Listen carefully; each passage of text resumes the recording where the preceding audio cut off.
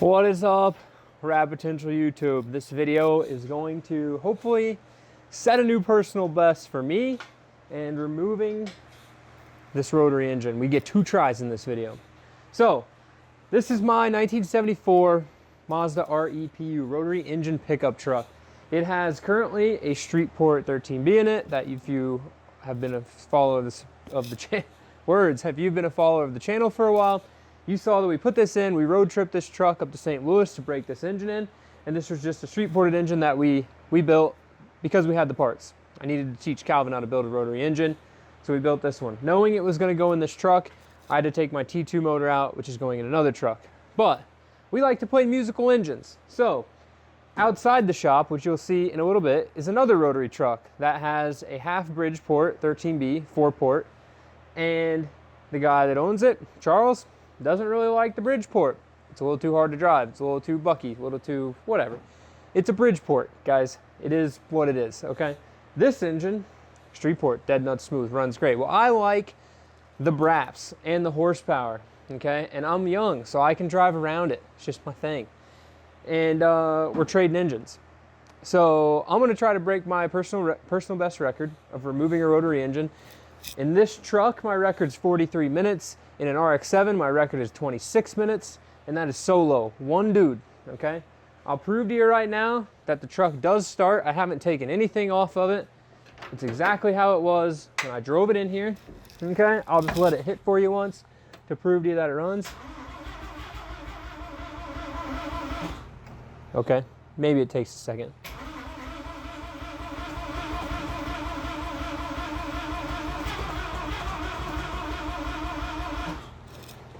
Really?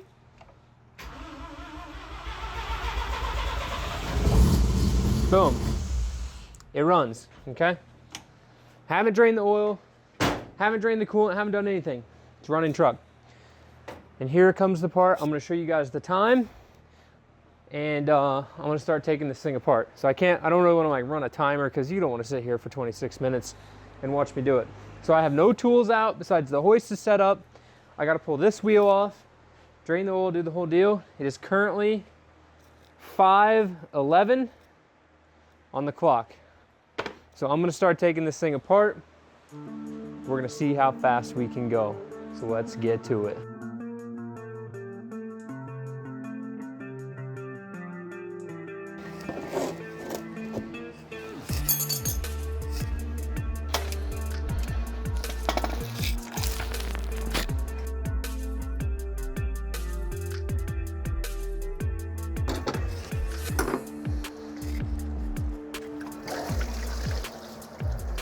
All right, guys, big mess right now.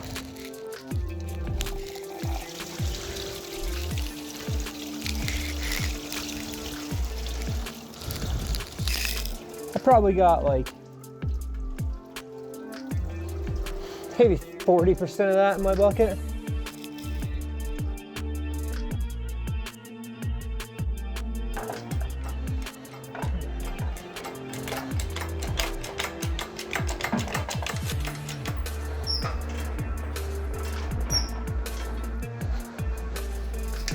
We got we're minus in 30 seconds off the time because I got to check my phone for the actual time. Stop. Dang it. 5:40. 29 minutes. I'm tired. Engine's out. I made a mess. There's coolant probably to the back of the cab on the floor. We made a big mess, but didn't break the record. Man, that's a lot of work. That's a lot of work. That is a lot of work. All right, well now I'm gonna clean up my mess, clean up my tools, and this truck's gonna get pushed out of here, and then we're gonna pull Charles' truck in here. We've got to do some, I'm leaving my carburetor on this, but he's gonna get this clutch and flywheel put in his truck. I'm gonna take my distributor out, my alternator off, my water pump off, and then I'll put my engine bar on my motor. So basically he's getting the long block, or the short block effectively, and he's gonna run my carburetor for a while. And then when I pull his engine out, we'll put his distributor, his alternator, his water pump and stuff all back on this engine, and then this will go back into his truck. So I am going to get these things moved and then go eat dinner. And then when we come back, yeah, we're gonna get this stuff done.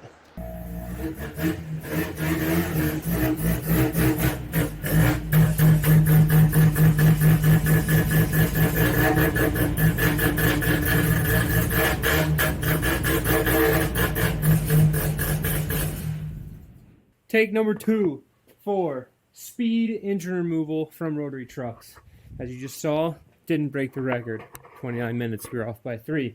This truck is a little bit more complex, so I don't think I'm going to beat it.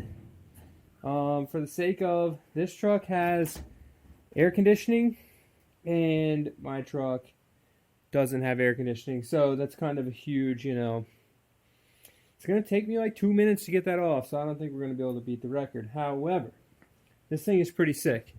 So, we're looking at a 13B half Bridgeport in this truck. It's got a Holly on it.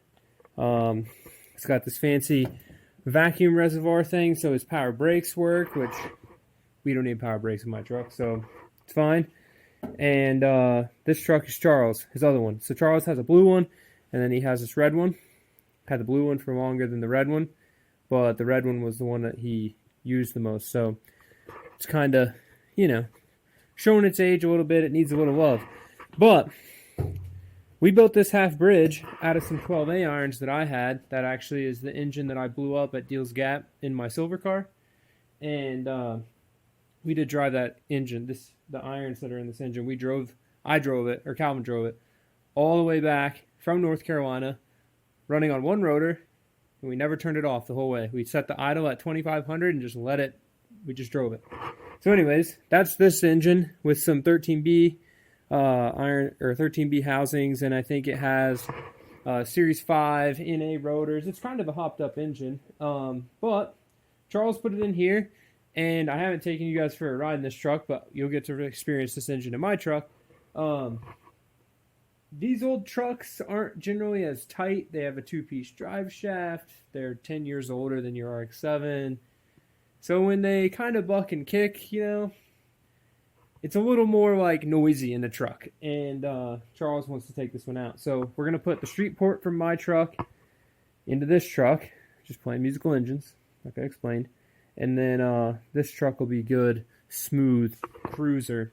And then eventually we'll do the body work on the bed, fix all these little dents, and then we can bed liner this bed so it doesn't have to be as crusty. That's what a bed mat does to your bed when your truck sits outside. So this thing's definitely, I think the front end's been fixed. It got ran into something. It's a good old truck. So I'm going to yank this one out, and then we'll put it back in. I forgot this had AC, so that kind of turned my record-setting pace off, but we'll definitely still get it out in a reasonable time. These things are pretty easy. Like I said, I always tend to just pull the whole radiator and stuff out. Makes it so much easier, and then you don't hit the radiator, and they're pretty easy to get to. This truck, though, since the condenser's in there, I'm not going to disconnect the condenser, and I won't take apart the AC lines. So the AC compressor will just sit over here on the side, and then I'll slide that engine out. Let's get this thing out. This thing sounds awesome, though. Until we're going to change it, because it's a little loud. But don't worry, guys. The rally car isn't sold yet. We're filming a lot of stuff during the spring and trailer auction. It's sitting out here in the sun. It's not gone just yet, but it will be gone soon. Probably by the time this video goes live. So, stoked for the new owner. And we'll be good to go.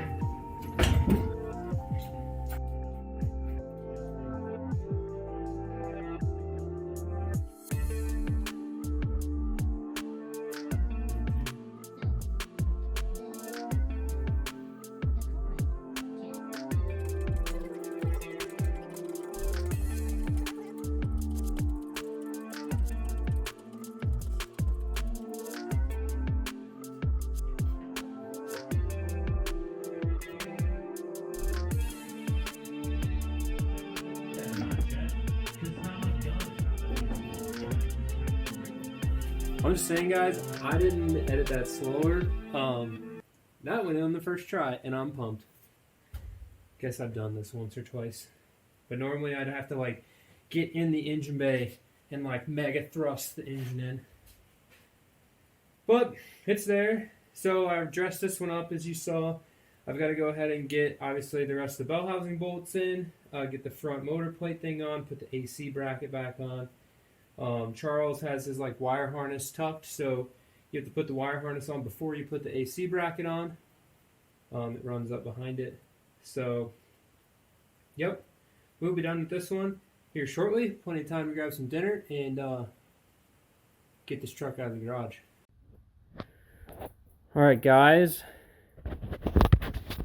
we got everything buttoned up. The big camera died, so we're using the old cell phone here. First start, we got the timing light hooked up.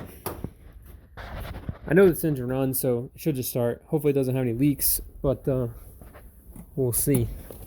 We will see. And I think Charles' foot gas pedal's bent. Look at how high up it sticks. Got power.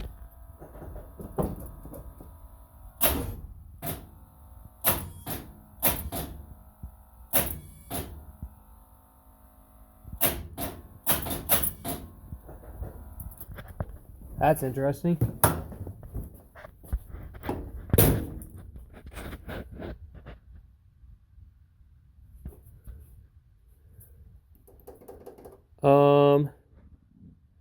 This engine was in my truck, which is also a 4-port. Bad ground. Loose ground? No, grounds are tight. Starter's bolted in. See if it just turns over by hand.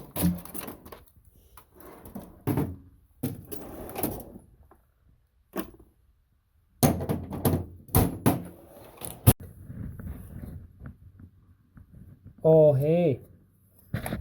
I know exactly what's wrong. I know exactly what's wrong. This engine has a later model clutch on it, and my bell housing has been modified to fit the late model clutch because I didn't take the clutch off. I just left his clutch on there, and I was going to put this clutch in my car just for the sake of not messing with it. And the bell housing hits, gosh dang it. Okay, I don't really have, I took that other bell housing out of the shop. But there's a little embossment where the slave cylinder goes and the like Z-bar thing sits. And when you run a new school, like newer style clutch, it hits the bell housing. Which is really unfortunate because I was really hoping to be able to put the rally car back in here tonight so it didn't like fog up. Or like get all frosty, you know, the race car. So, okay, alright, well, I gotta get cleaned up and stuff to go to dinner. Looks like I got a fuel leak, because, or no, is that just coolant? That's just coolant, no fuel leak. But that's why it's locked up. So, the easiest thing to do, because I already put fluids in it and I'm not draining them back out, is I'm going to be dropping the transmission to fix this. And what I'll probably do, just because it'll be easier than modifying his transmission, is drop the trans out, put that clutch on that engine, off to the races. So, always something. So the power of movie magic, transmission's out. We got the transmission out, and let me show you where the clutch hits. So, see this little spot right here? Nice and shiny.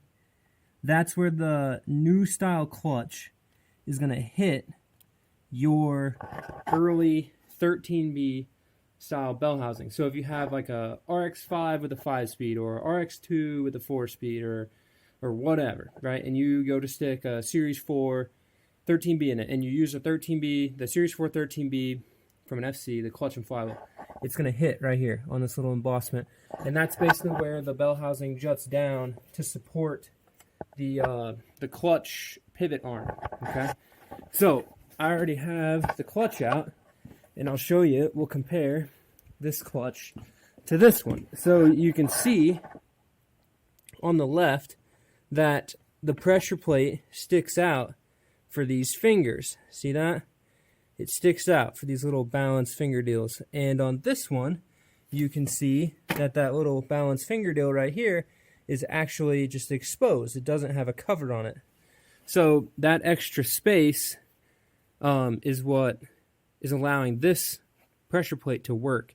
It's not the actual flywheel as much as it is just the pressure plate.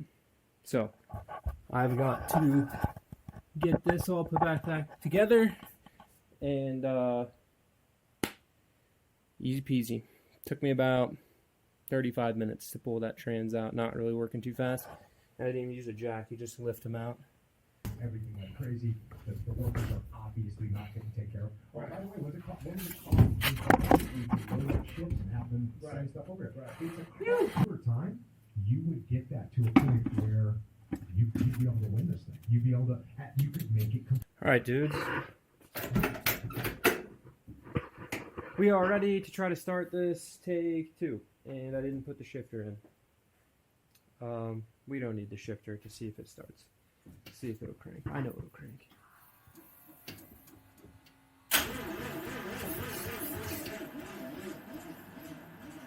Hey, you know what that is? Dead battery.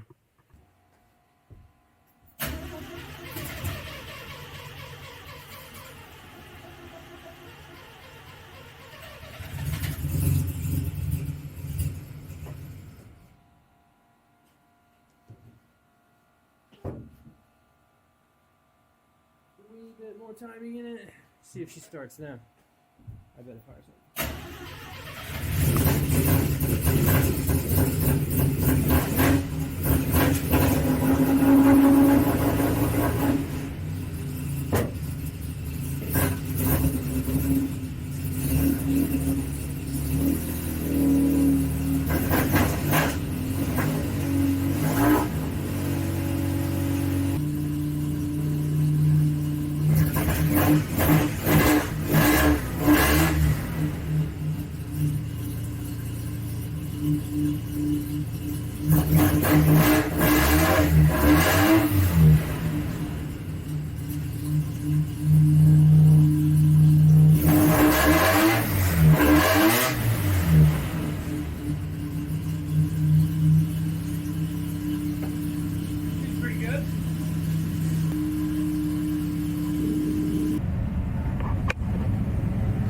Guys, so we're mopping around in the rotary truck after the fresh streetport install, and honestly, it does drive a lot smoother. It's like a nice, I won't even say modern car, but very drivable, much more drivable than the Bridgeport engine. You know, you can cruise this thing around at 2100 RPM and not really worry about it.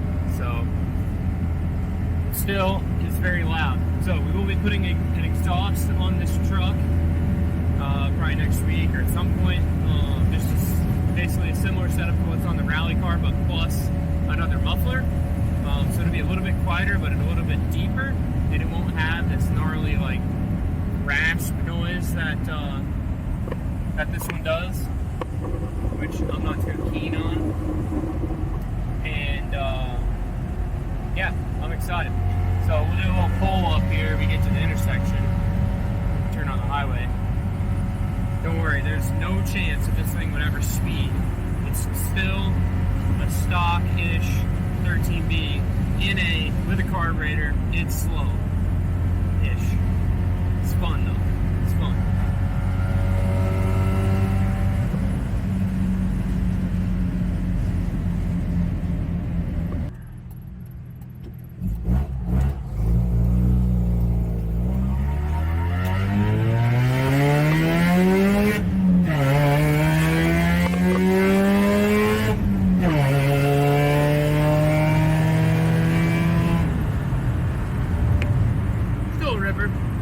With that, thank you guys very much for watching. We'll see you in the next video.